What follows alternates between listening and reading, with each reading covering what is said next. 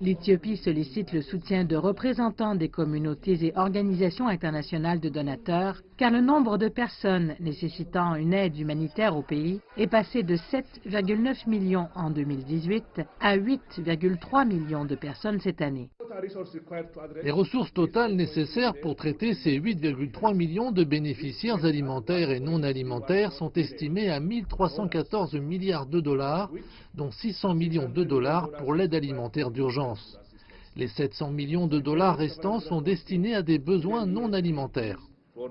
L'Éthiopie accueille également 900 000 réfugiés provenant pour la plupart de pays voisins comme le Sud-Soudan, l'Érythrée et la Somalie. Bien que le pays n'ait peut-être pas connu en 2018 les habituelles sévères sécheresses, il a néanmoins souffert de conflits internes réguliers qui ont entraîné le déplacement de plus de 3 millions de personnes. Selon les Nations Unies, sans financement urgent, les opérations de sauvetage cesseront à la fin du mois de mars.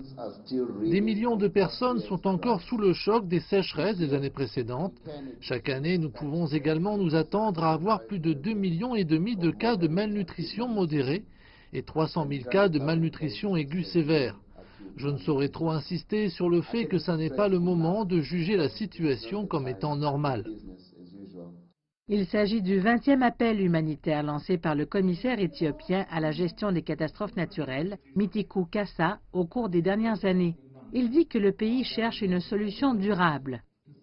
Il est maintenant temps que le gouvernement et les partenaires humanitaires au développement abandonnent ces appels pour investir dans les deux domaines d'intervention du développement humanitaire par le biais de plans de résilience multisectoriels afin de préserver les moyens de subsistance et de renforcer la résilience des communautés et des nations. En 2018, la communauté internationale a mobilisé près de 600 millions de dollars pour les plans humanitaires et de secours en Éthiopie, tandis que le gouvernement éthiopien a lui-même collecté 342 millions de dollars.